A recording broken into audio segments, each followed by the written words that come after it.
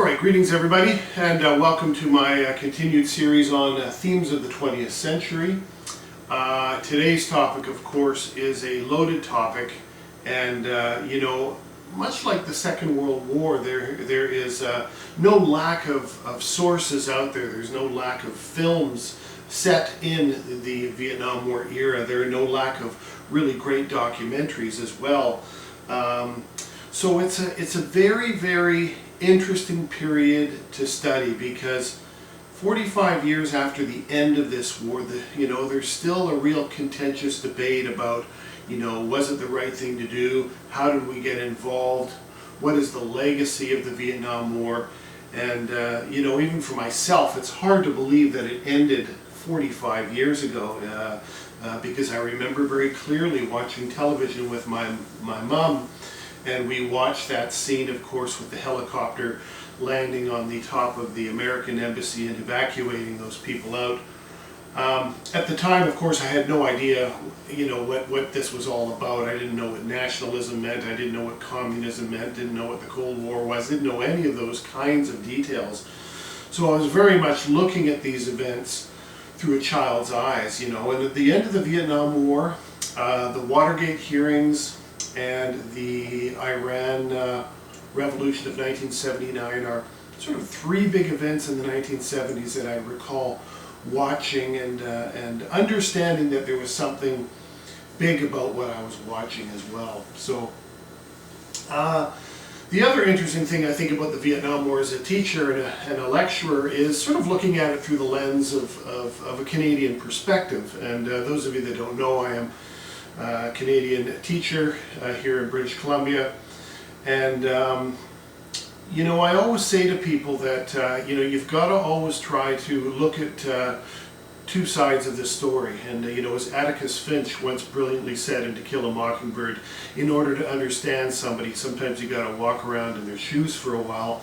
I think that's a very valuable lesson when it comes to history as well, because I think oftentimes when you're dealing with contentious issues like the Vietnam War, they can be oversimplified, and certainly I'm finding today for myself, I even find myself overwhelmed with the amount of opinion on things and how quickly public opinion is shaped by social media and all these things. And there is a part of me that is extremely thankful that I grew up in a time when I didn't have those kinds of influences nagging at me all the time, even though I'm part of that culture as well, to some degree.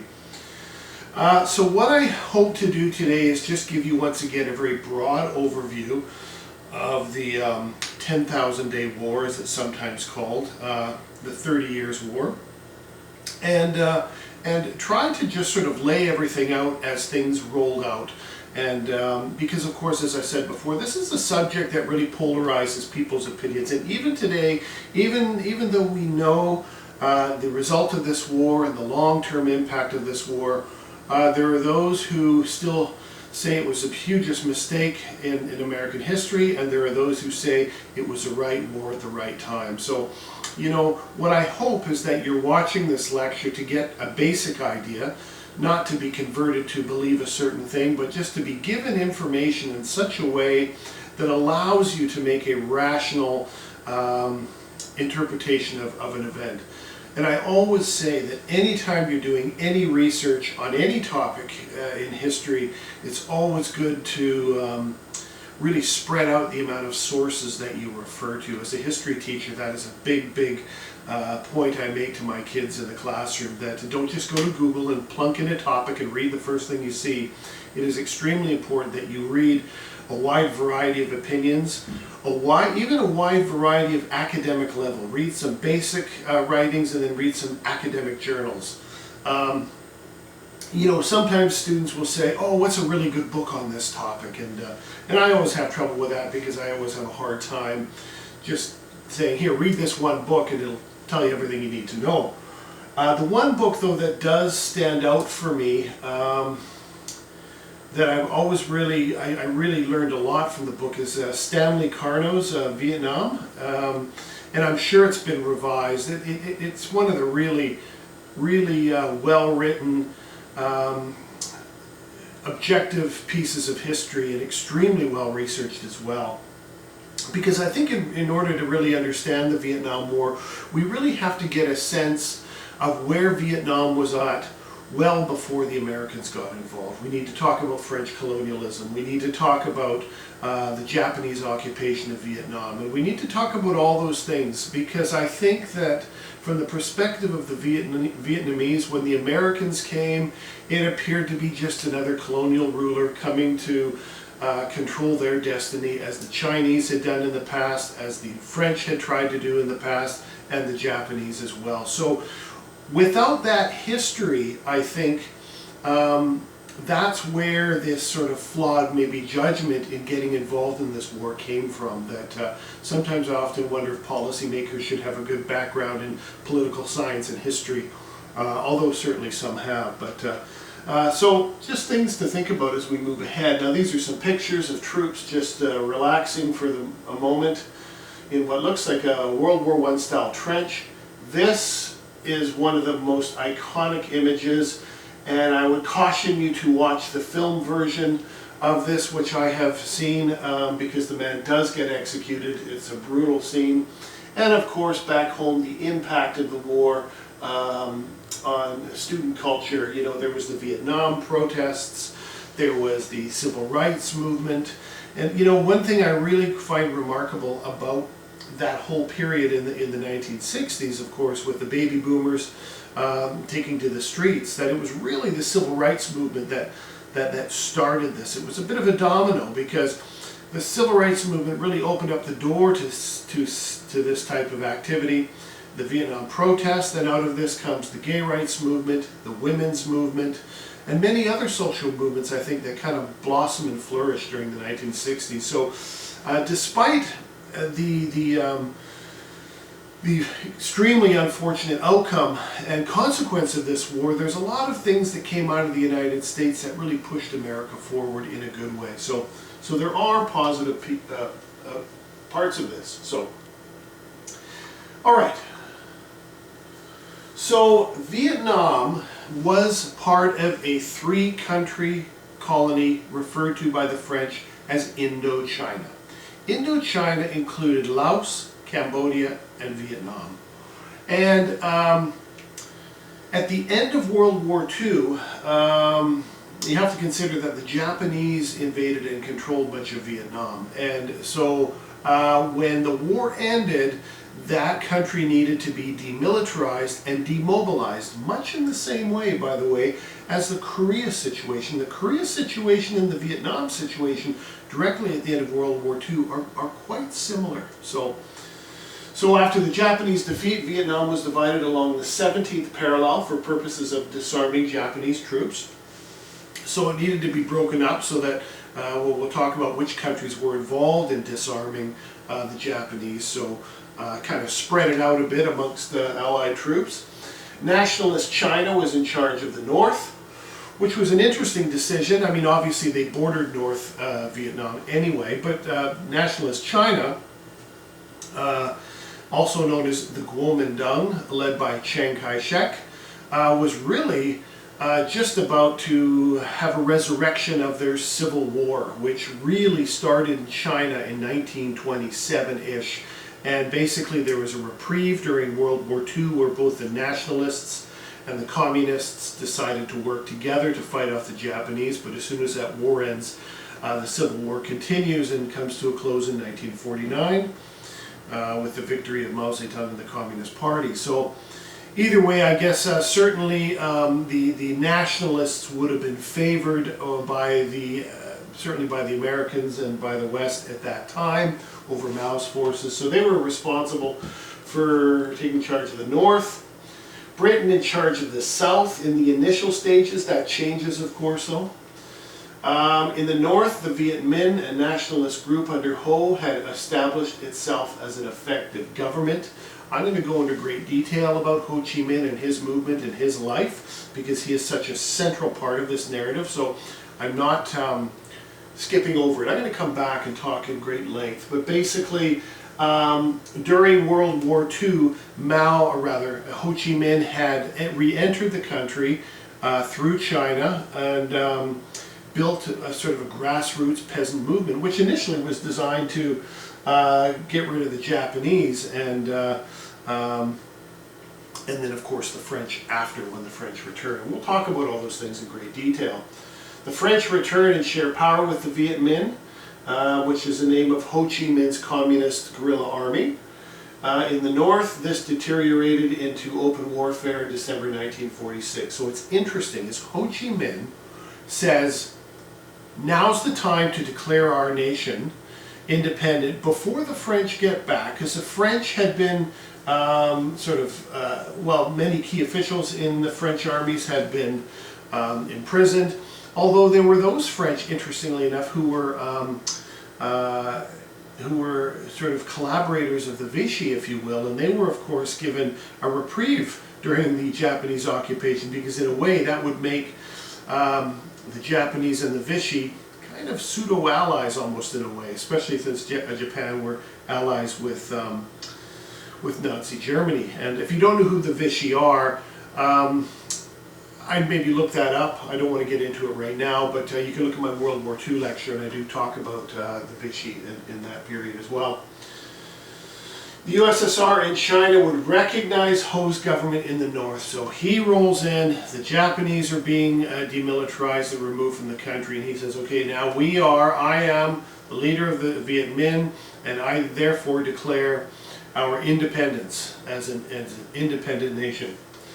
And USA would recognize the reinstated Bao Dai in the south and supporting the British in that move.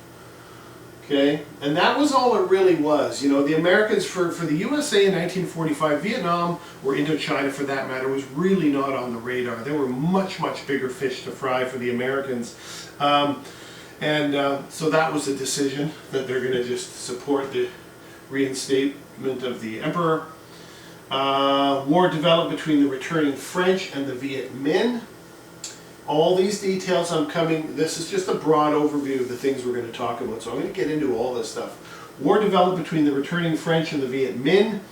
The Chinese and later the Soviets supported Ho, and the Americans would eventually back the French, which became a bit of a quandary, I think, for the Americans, because in a way it looked like they were then supporting French colonialism. So, either way. Alright, so let's go back and then work our way back up to those events. So, like much of the world during the age of imperialism, the British and French, of course, for hundreds of years had been actively involved in traveling overseas and taking control of various parts of the country. And depending on what resources these countries had available and how easily they could be to overcome and control, we saw a pretty extensive network for both the French and the British imperialists from the 16th, 17th, right up to the middle of the 20th century. A young nationalist named Ho Chi Minh traveled to Paris to seek Vietnamese independence. Ho was inspired by Wilson, but was neglected and helped form the French Communist Party in 1920 as a result. Okay, this is where things start to get very interesting. Ho Chi Minh, one thing I find very interesting about colonialism is that if you are Vietnamese, or if you are South Asian, in India during British colonialism, or Vietnamese during French colonialism, you know, you wanted to move up in the system, and I'm going to use Vietnam as an example because we're talking about Vietnam, but for example, someone like Ho Chi Minh would have sought after a strong French education. You know, learn the language really well, and hopefully, you know, excel and move up in society. And you know, what's interesting is that here they are, a French colony, and you are basically told that the country that is controlling you is a great European nation with a great history and a great culture, and they're helping you chart a path to the future.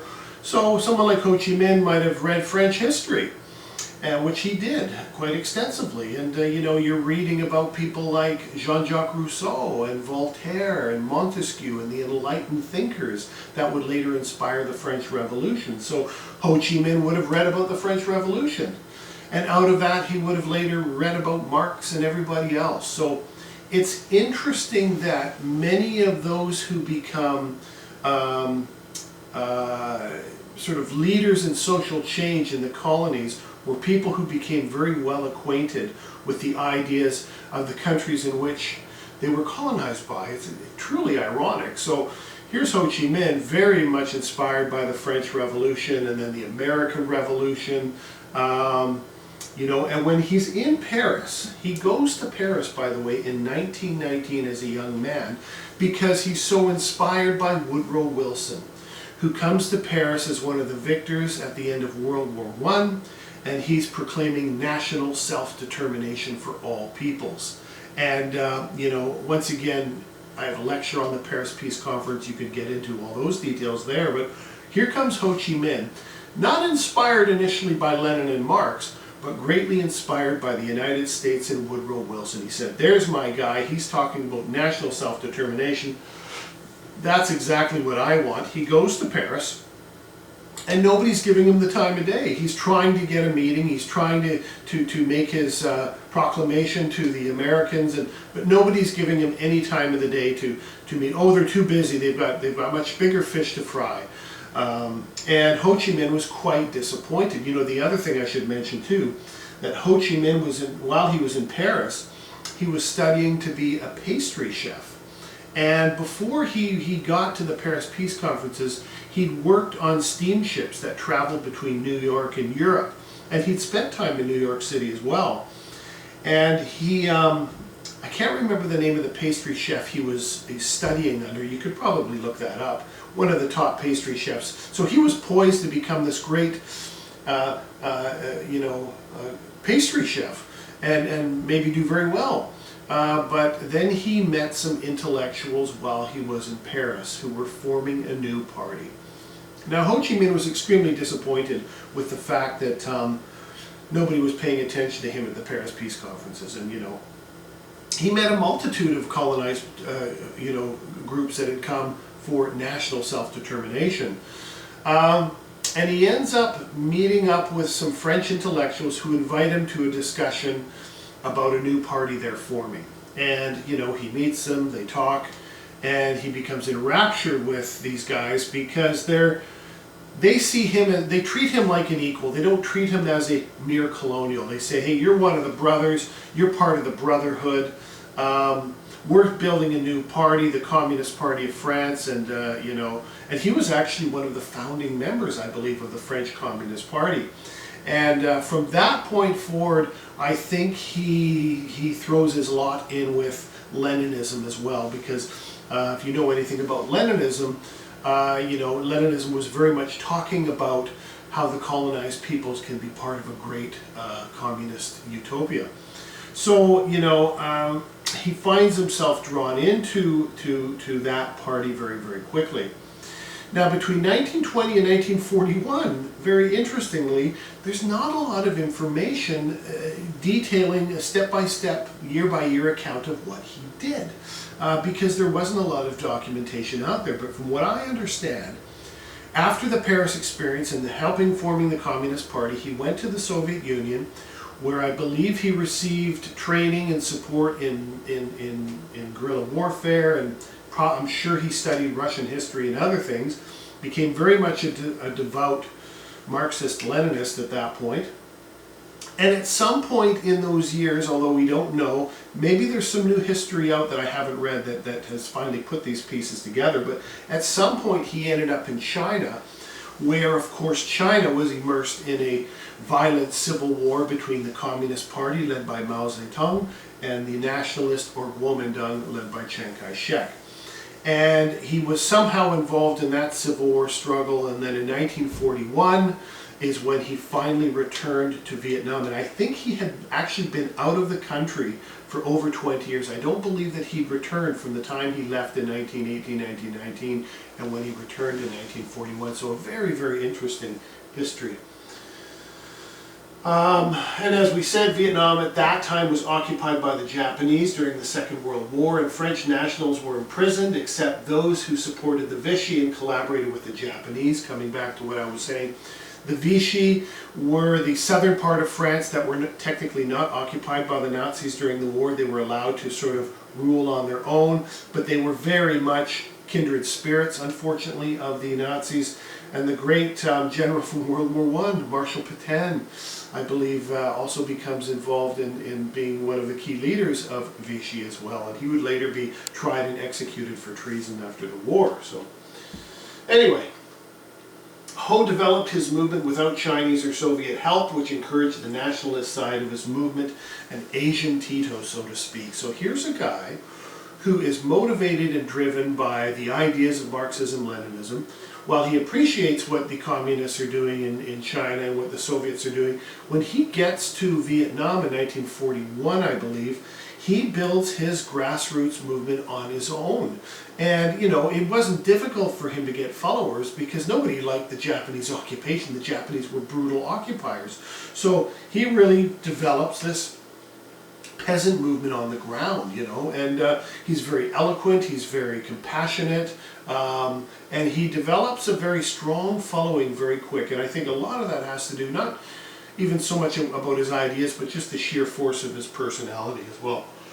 So he's referred to as an Asian Tito because he had built his movement from the grassroots up, just like Tito, who I believe was one of the very few Europeans who were able to remove the Nazi forces without outside help. So that's why there's that comparison, the Asian Tito. All right, well, here we have some pictures. I believe these are French troops being you know, rounded up and imprisoned after the Battle of Dien Bien Phu. And these are some Vietnamese troops working their way up the side of a cliff. We'll talk about all these things. So after 8 years of fighting, the French are defeated at the Battle of Dien Bien Phu and signals the end of French control despite massive U.S. aid. Okay. So when Vietnam is divided, you know, the French do come back just as Ho Chi Minh was afraid of. And there was originally sort of a period of, okay, well, let's see if we can work together. They were completely incompatible because Ho's movement was a nationalist independence movement. They were not going to tolerate the reassertion of French colonialism. Well, the French do come back, and they end up fighting for the next 8 years. And this is happening predominantly in the northern part of the country because the South was not a communist country yet. They had supporters in the South, but the British were involved in trying to keep South Vietnam out of the communist orbit.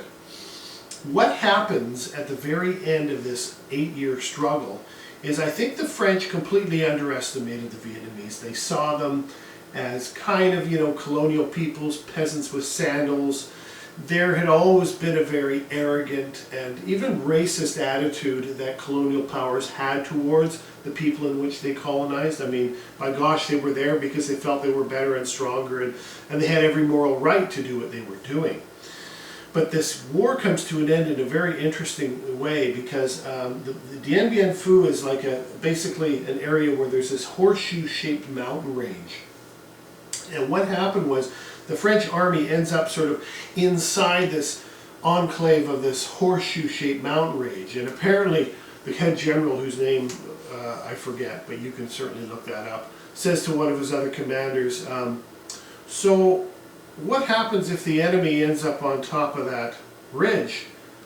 Wouldn't it be kind of like shooting fish in a barrel? I mean, here we are in this bowl, and the general says, oh, you know, these Vietnamese, they're just, you know, peasants. They're not capable of doing that.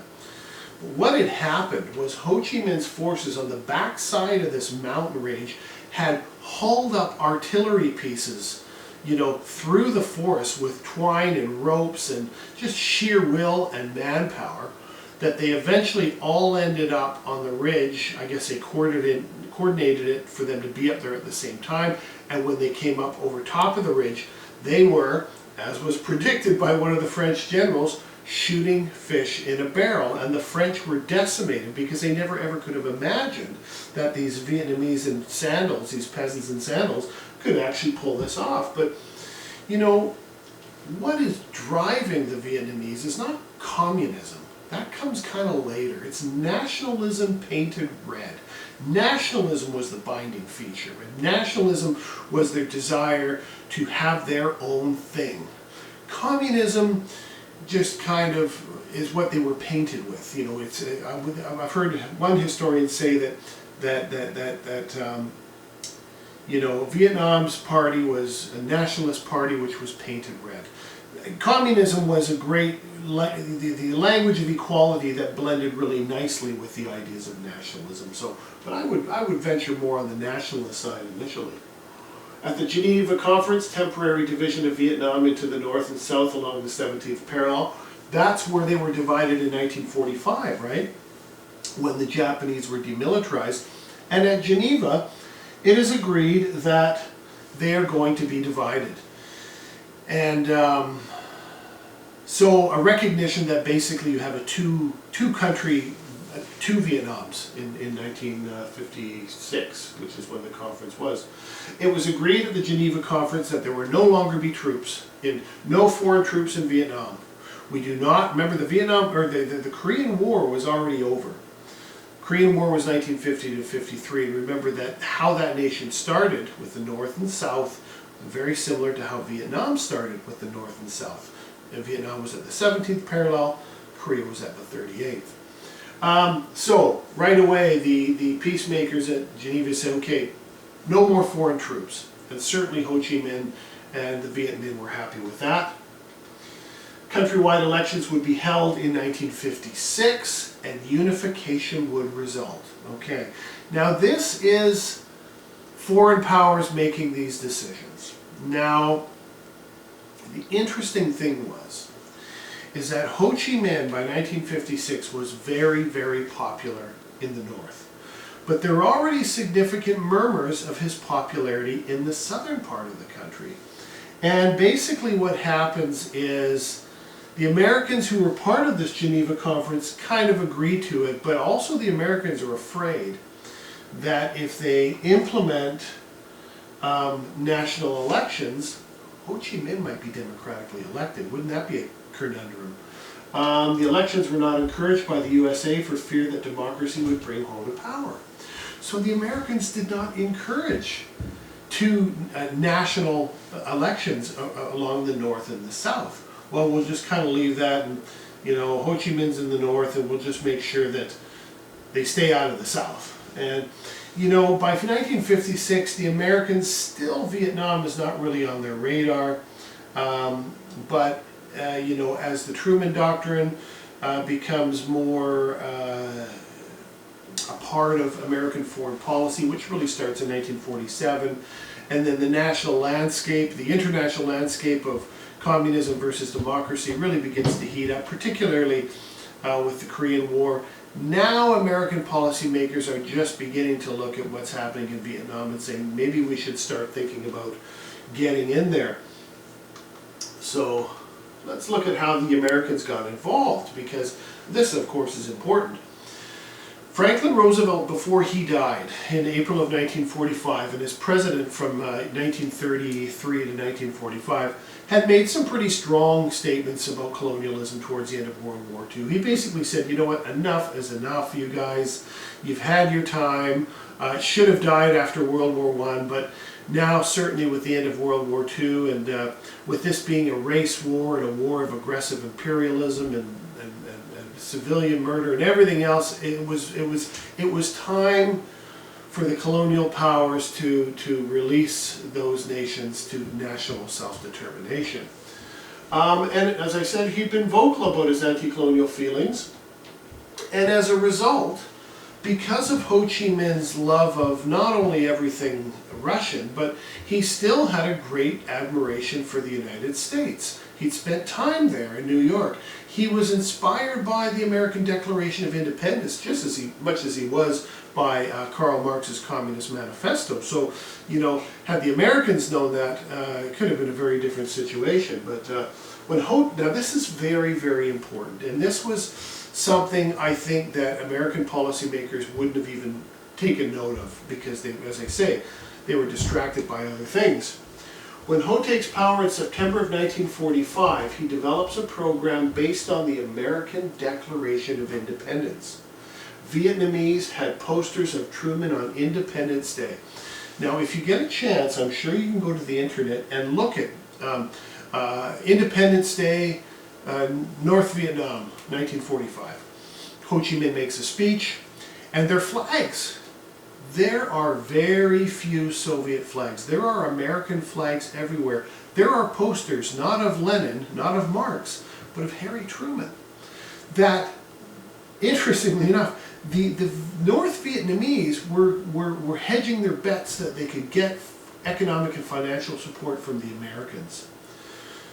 Now, hindsight is 20/20, of course. But can you imagine had the Americans said, yeah, you know, those Viet Minh, they got this communist ideas floating around, but they want our help, so let's get them in our back pocket. If they want to nationalize a few things and do a few communistic things, no big deal, as long as they're not buddies with the Soviets and they become our friends, right?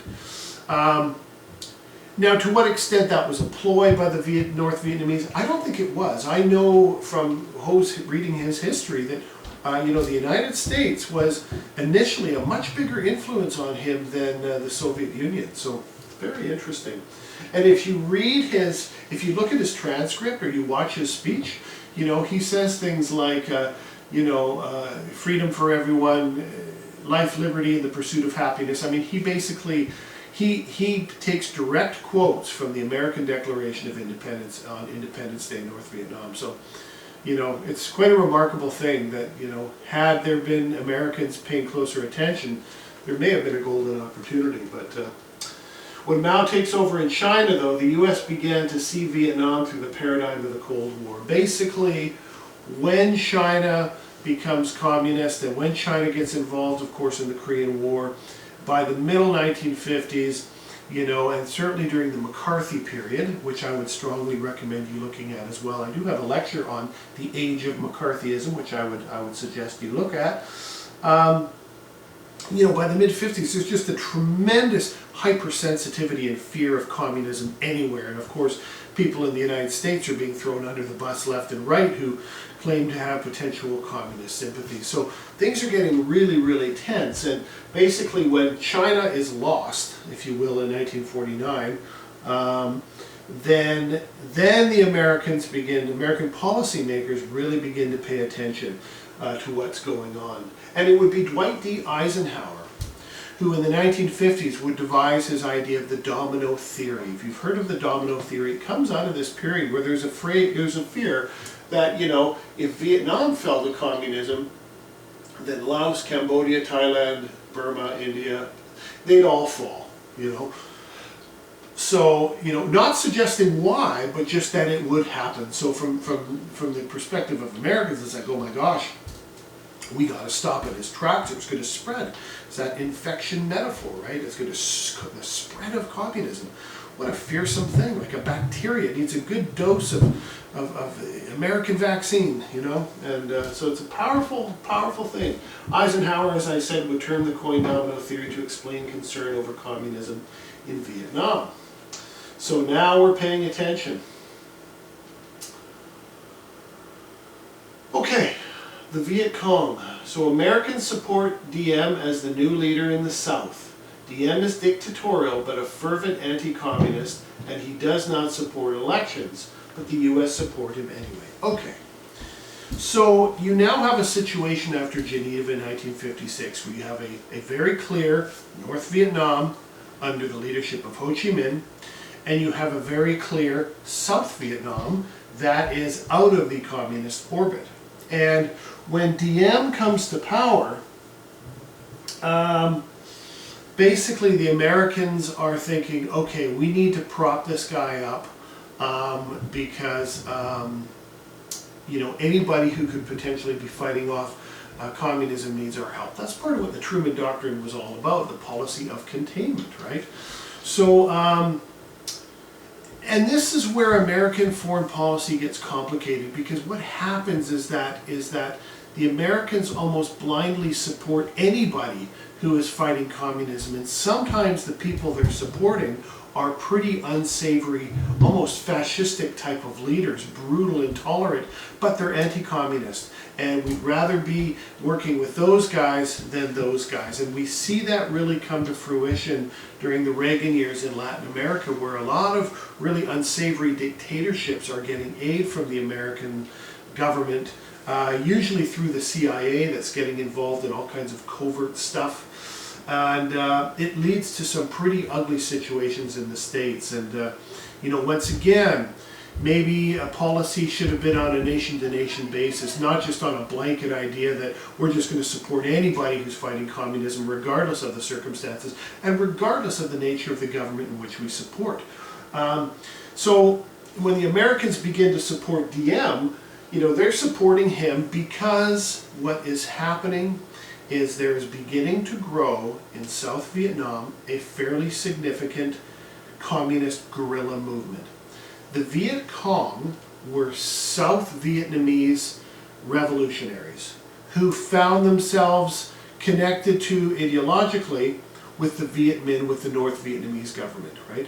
So when the Americans get into Vietnam, they're there to help the South Vietnamese government fight a guerrilla war, right?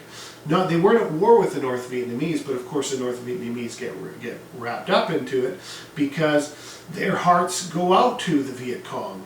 And eventually, you know, we see bombing raids on North Vietnam, you know, that are just remarkably powerful. And we'll talk about that as well later. So this new leader in South Vietnam is very remote, very quiet. He's a Catholic, which isn't a bad thing, but I just think from in a largely Buddhist nation, that just kind of contributed to his disconnect with the South Vietnamese people.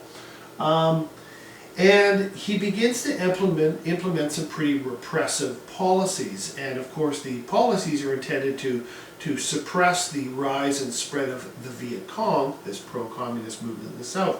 But he ends up suppressing the Buddhists as well. And you know, the Buddhists are very, very upset with many of his policies. And what's tragic about the Buddhists is how they basically protest Diem's government is they put themselves in the middle of a busy intersection with a bottle of gasoline. They pour it on top of themselves and they light themselves on fire. And you know, these kinds of horrific images were plentiful. And of course, Madame Diem, I think, made some really crass comment at one point about, well, if these guys want to barbecue themselves, that's their problem. The wrong thing to say.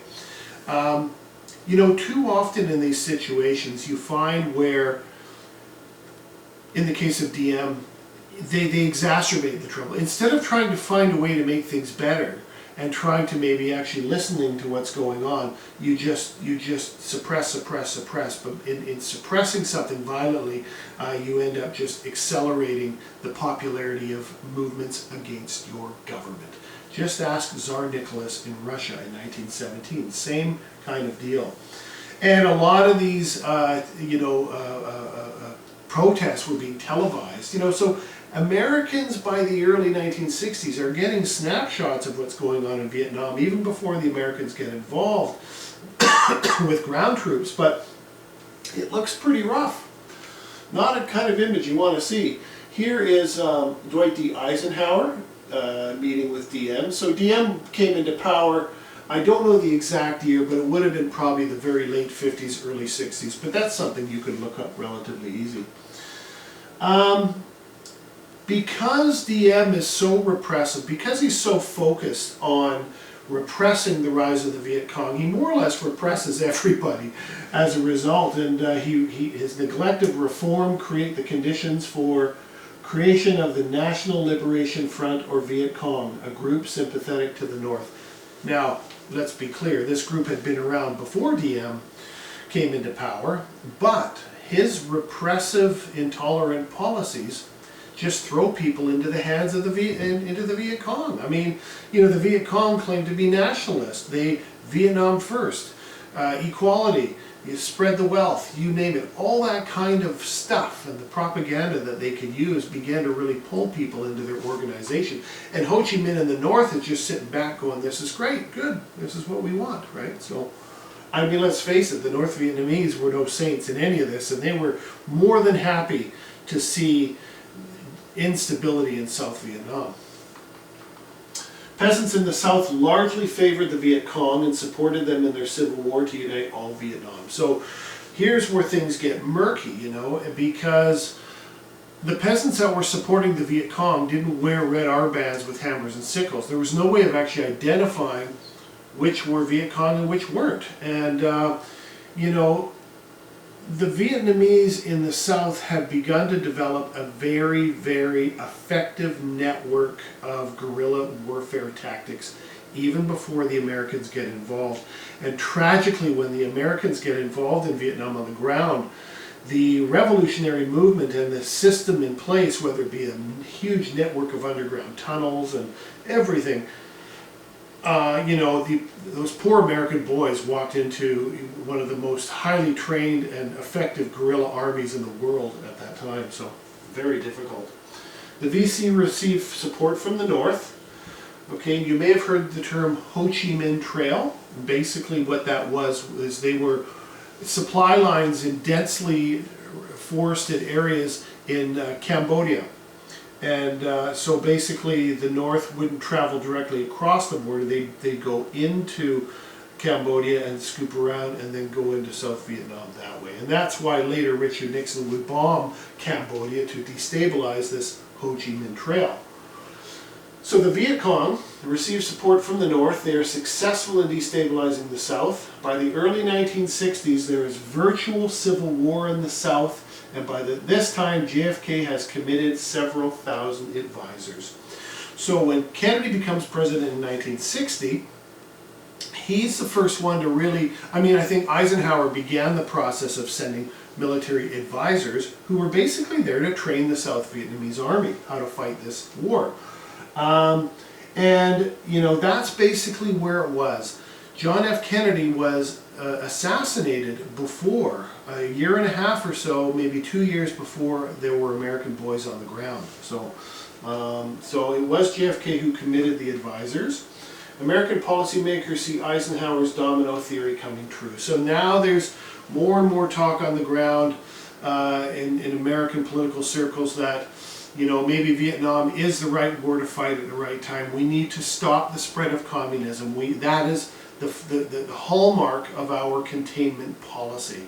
Containment and the Truman Doctrine. Containment is within the Truman Doctrine. It's kind of the same thing. Is what got the Americans involved in Korea, and it inevitably will be what gets America involved in Vietnam. Well, then a very curious thing happens. I think 3 weeks before Kennedy's assassination, President Diem is overthrown in early November 1963 by a military coup with U.S. approval, and probably with CIA support.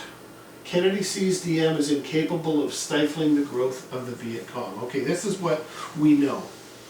We know that Kennedy was extremely conflicted and troubled with this decision to overthrow an ally. But what the Americans began to recognize in Diem, that his very repressive policies was fueling and fanning the flames of the popularity of the Viet Cong. So, you know, South Vietnam's #1 backer becomes the country who throws their leader out. And he was never supposed to be executed, by the way. He was supposed to be removed from office and then imprisoned or something. So I know that Kennedy was extremely upset when Diem was killed in this struggle. And I think his family also was killed. So it was pretty bloody. And new leadership is in. But they're equally as repressive and intolerant as Diem's government. So Kennedy restricted involvement to advisors and military supplies and promoted the safe village model. The safe village model was an interesting idea. It was sort of like you root out any potential Viet Cong influence, and then these villages are not necessarily quarantined, but they're sort of monitored by American advisors who then can ensure, okay, well, that village has no communists in it, and we're going to make this a safe village and this a safe village. But as I said, people were not advertising whether they were a Viet Cong supporter or not. You know, so you really didn't know, and that's what makes this war so difficult. North Vietnamese allegedly then attack U.S. destroyers in the Gulf of Tonkin. This is August of 1964, so Lyndon Johnson is now president. Lyndon Johnson had been president since the assassination of Kennedy in November of 1963, so he's, you know, 10 months into his tenure as president. And what happens is, apparently, the U.S. destroyers are attacked in the Gulf of Tonkin, which is a gulf just off the coast of North Vietnam. U.S. retaliates by bombing North Vietnam military installations in 1964.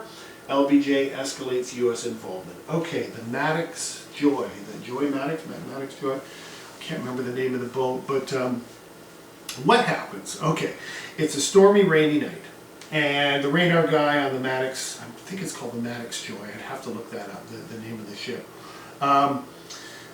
sees something on his radar screen. So he alerts his captain, "Captain, there's something moving in the water." And they immediately assume that it's North Vietnamese coming to torpedo them. So a wire is sent to Washington saying we've been attacked by the North Vietnamese. Shortly after that, the radar man, there's a wonderful interview with him from 60 Minutes many years ago, and I'm sure that you can find on the internet, and he outlines this perfectly. He was the guy there. Primary sources right there, the stuff of history. He basically takes it back and says, "Oh no, I made a mistake, we've not been attacked. It must have been a school of fish or rain that was kind of choppy and dark." And so he tells his captain, "Look, Captain, I made a mistake, we're not being attacked." That's And the captain said, "Well, we've already told, you know, Johnson and Washington that we've been attacked." And that next morning, I believe, Lyndon Johnson puts in the Gulf of Tonkin resolution. So Johnson's administration had taken that information and run with it.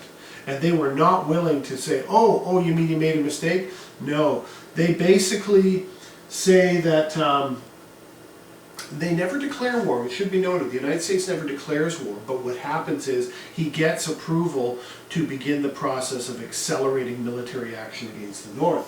So they bomb North Vietnam in 1964, and involvement begins. War escalates with U.S. bombing North Vietnamese targets, the Ho Chi Minh Trail we talked about earlier, and by 1967 500,000 American troops are in Vietnam. The first battle, I believe, hand-to-hand combat was in Da Nang in 1965, and that was when those poor American boys, you know, I say poor American boys because that generation of baby boomers, those 18 to 25-year-old men who had joined or been drafted, would later be drafted to go to war, were young kids who wanted to do their part. Their dads were World War II veterans, a lot of them, and they felt it their moral duty, right? And they had a very simplistic understanding of the complex geopolitics of the time too. You know, the Cold War, communism, all that. It was, the thing is with American foreign policy, and this is not a criticism, this is the way I've always seen it. At that time, you know, everything was very black and white. You're good, you're bad. You're free, you're totalitarian.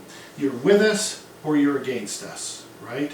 Simple, basically digestible bits of information spoon-fed to the American population that help them understand complex situations in simplistic ways. And so, you know, if you say, well, we are fighting communism in Vietnam, we're there to stop the spread of communism, you know, anybody would have been like, well, hey, that's my duty, right? That's an extension of the Truman Doctrine. Let's get to Vietnam and stop the spread. So, you know, you end up with 500,000 boys in Vietnam by 1967.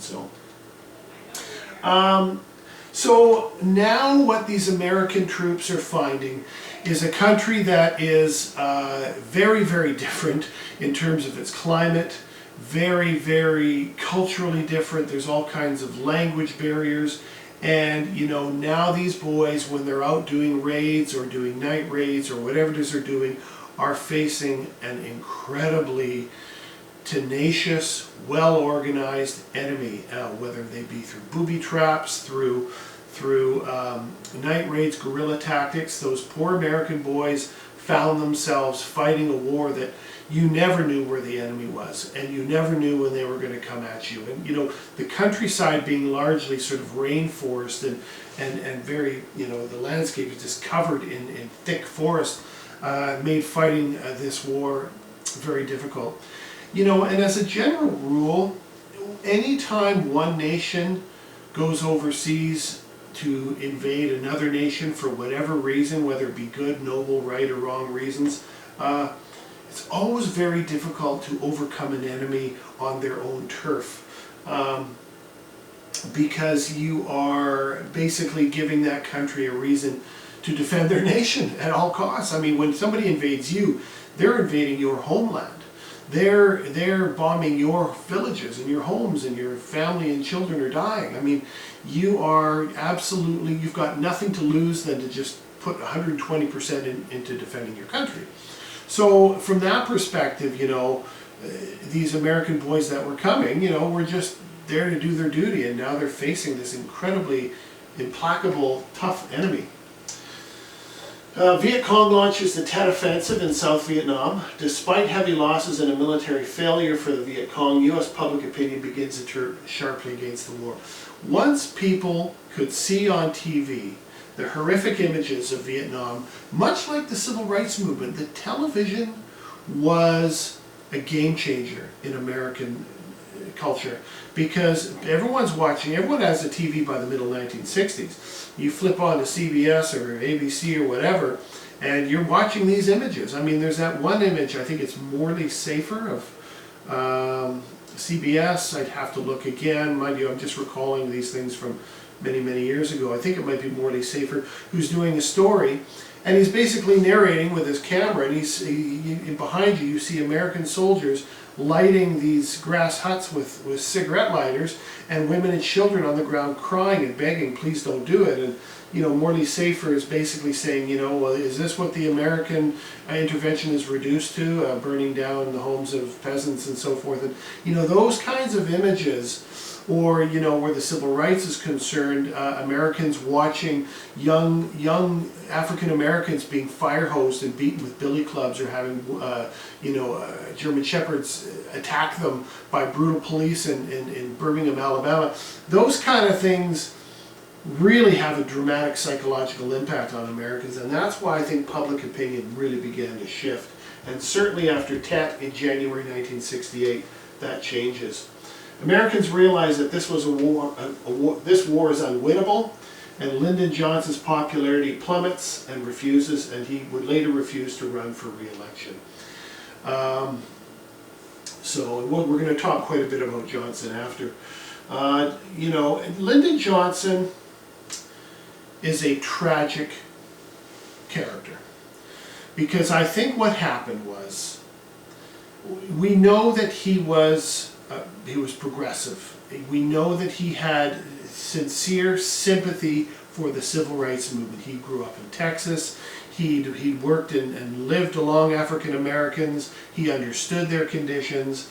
He implements the Great Society, which was his noble program of sort of almost like a New Deal type of program, stopping poverty, getting people to work, erasing racial bigotry, and but at the same time, you've got this really progressive side of Johnson, then this incredibly hawkish side. He became fixated on Vietnam after the Gulf of Tonkin, because he was like, he certainly didn't want to be the first one to lose a war in American history, and he didn't want to be the first one to lose a war to communists, right? So, I mean, he was quoted as saying, I'm not going to let some little pissant country push me around. And, from that point forward, it became about winning, without really fully appreciating how incredibly difficult this war will be to win. So, 1969, he does not run for re-election, and you can watch his speech on YouTube as well. LBJ saw his Great Society ruined by the expense of the war, and his welfare policies would not be implemented. So he leaves office a tired and broken man, and he dies only within 5 years after he leaves office. So tragic figure, and I say tragic once again because I think he was rough. He was a big man. he cursed, he could stare you down, he could be awfully brutal with people.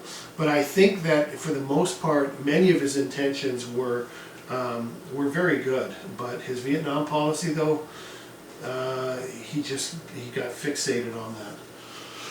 Here's an example of the kind of things American boys faced in the jungles of Vietnam. Now, I don't think you can see this very clearly, but you've got, like, you know, underground where they sleep. All these areas are connected, or actually here's the supply station. There's some bunks in there, and there's the ammunition depot, right? And then when they cooked things, where's the cooking area? Oh, here it is here. They would funnel the smoke far away from where they were actually cooking, so the Americans might see this smoke and then carpet bomb this area, but really the action was happening 100 feet away. So, I mean, and these, because the Vietnamese were generally much smaller in stature than the Americans, when the Americans would find one tunnel, they couldn't climb into it because they were too big, so they would just drop bombs on them and cut it off, but then the Viet Minh would just keep digging in another direction. So that network of underground tunnels was pretty well established by the time the Americans get involved. All right. Well, here's the what I call the dark side, because these are the elements of American involvement in Vietnam, I think, that really troubled American viewers. The use of napalm, a burning petroleum jelly, was often used on civilians when the villages were bombed. It stuck to the skin of victims and burned them. So it was almost, you'd bomb an area, and then you'd spray this stuff down. It was like, yeah, like a burning petroleum jelly. And when it hit your skin, you could go like this, but it would just keep burning until it was gone. So, you know, if you had napalm sprayed on you, it's pretty horrible stuff. In addition to napalm, the Americans sprayed the land with chemical defoliants named Agent Orange. Okay, that's the difference between napalm and Agent Orange. Agent Orange destroys vegetation. This continued to poison Vietnamese long after the war. The reason Agent Orange was used from a tactical perspective would be to eliminate the rainforest so you can now see the enemy.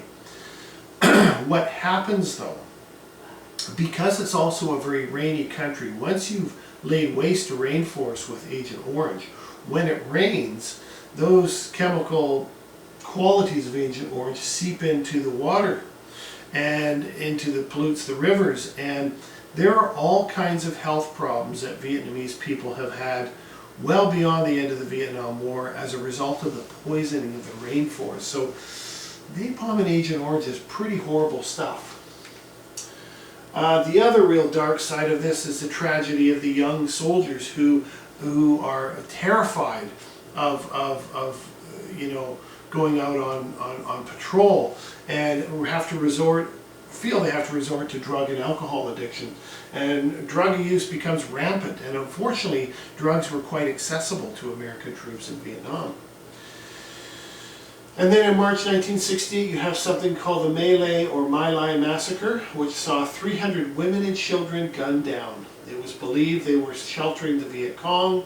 Americans at home were appalled, and here some of them. What we know is this was not a directive from leadership on the top. This was something that happened in a certain area in the My Lai region of Vietnam. And what happens is, I guess the night before there'd been a raid by the Viet Cong where several Americans had died. The next morning the Americans come into the village and round people up and say, who are they, who are they? And everyone just says, well, I don't know.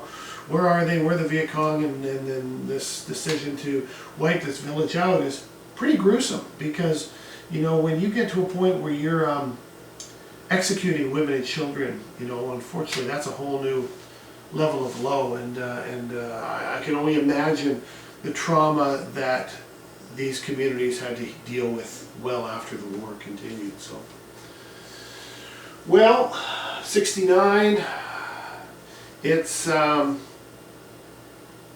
Americans have got to go, you know, and Nixon is kind of elected in 1968, you know, by the silent majority to get a respectable retreat from Vietnam. I mean, that was his platform. We got to get out of this mess. So he begins troop withdrawals and introduces Vietnamization, which means letting South Vietnamese troops fight on their own with American air support. Nixon orders the bombing of Cambodia, through which much of the Ho Chi Minh Trail runs, known as the Christmas bombings, and that becomes very contentious in the States. What's interesting is that while Nixon is encouraging a slow departure of troops from Vietnam, he accelerates the bombing of Vietnam too. So, intensive bombing of North Vietnam, and the North invades the South. The U.S. blockade Haiphong Harbor. There's a Paris Agreement, a settlement, not to be confused with the 1919 one. And there's a ceasefire, I think it's 1973. U.S. begin final troop withdrawal while the North agrees not to take any more territory. The North would storm into Saigon, and this echoes the event that I mentioned that I remembered when it happened. Once the Americans fully withdraw or are almost virtually gone, then the North invades South Vietnam, right? And the two countries are unified, and this is an interesting thing. In previous 10 years, between 1965 to 1975, the Americans dropped more bombs on the North than all bombs dropped on Europe in World War II by both sides. Now think about that. D-Day, Stalingrad, the firestorms of Hamburg and Dresden, the Battle of the Bulge, the fall of Berlin, Leningrad. I mean, it is remarkable to think that a country not much bigger, I think Vietnam, I'd have to look, is not much bigger, it might even be smaller than the state of California, was carpet bombed to death, yet somehow they managed to technically win the war. And there was no declaration, the Americans never declared war, but at the end of the day, I mean, I guess the Americans do lose this war, and the North Vietnamese do win it, so it's terrible. 50,000 Americans would lose their lives, right? And close to 2 million Vietnamese would lose theirs. Now this statistic goes back to 45, so 2 million Vietnamese died in that 30-year war. Of that 30 years, the Americans were actively involved for 10. So, but still. The Vietnamese jungles were largely destroyed by chemicals, and landmines planted by Americans continue to maim Vietnamese.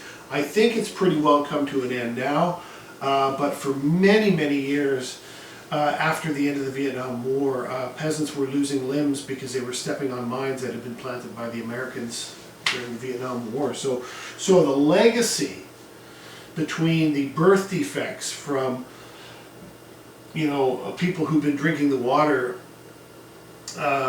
where the toxins from Agent Orange had been, inside, or whatever term you want to use. I mean, it's just tragic that the war maybe ended for the Americans, and all those soldiers, those poor kids, went home and dealt with all kinds of emotional trauma. And Vietnam too was dealing with their countryside and healing not only the population but their villages and their towns and their rainforests. So, well, why did the Americans lose? It's a loaded question.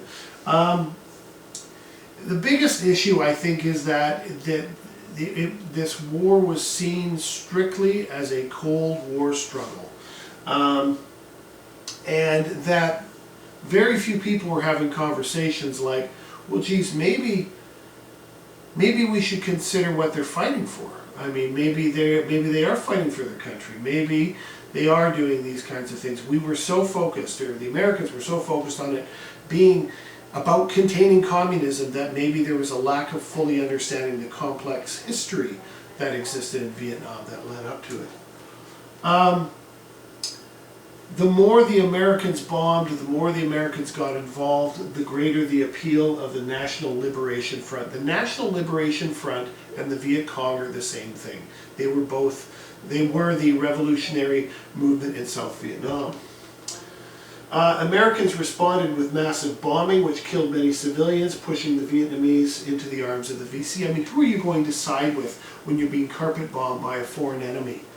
The country that's carpet bombing you, or a group of Vietnamese nationalists who are claiming they want independence and freedom? And like, of course the Vietnamese are going to support the Viet Cong, even if they don't understand what they stand for. I mean, as I said, they were seen more as nationalists than anything else. So the Viet Cong were excellent guerrilla fighters who knew their country. Once again, anytime you go to a foreign country, you are facing an enemy who knows their country.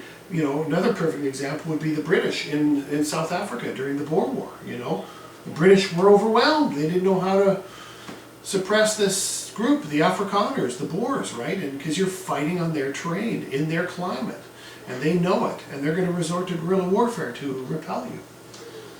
Communist morale was always very high in Vietnam, and American soldiers wanted to do their tour and go promptly home.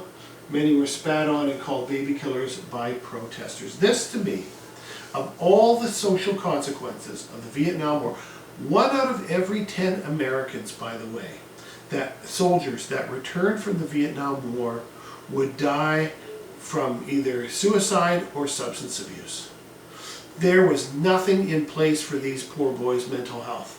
We didn't understand that PTSD, which we know they had, in an extreme form, was destroying these poor young boys who had no one to talk to. Nobody wanted to deal with it. I mean, people just wanted Vietnam to go away after 1975.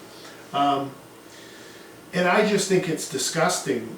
I mean, if I can say that, because I don't like to have opinions, but I think we all can feel pretty repelled by the idea that these poor boys, after everything they've been through, when they get back to the States, they're met by angry mobs who call them baby killers. These boys didn't, you know, they were just doing what they thought was their duty. They were doing what they were told. They were proud Americans. They were children of the World War II generation. And, you know, to suddenly cast blame on them is shameful. And I think no matter what anybody should feel about a certain government policy or an invasion of a country, Iraq, you know, Afghanistan, all those soldiers are just doing their duty as soldiers. And we need to separate how we feel about it from what those poor boys experienced in battle. So, all right. And that being said, that's where we're going to stop. There are so many other layers to the onion of Vietnam. There's lots of really, as I said, great documentaries, great histories written. And I want to thank you for coming and having a look. Hopefully I touched on some things that you haven't heard before, or that has given you pause for greater reflection, and looking upon the Vietnam War sort of more as sort of in the landscape, or through the paradigm, as I like to say, of the Cold War. So, that being said, thank you very much, and we'll see you next time. Take care.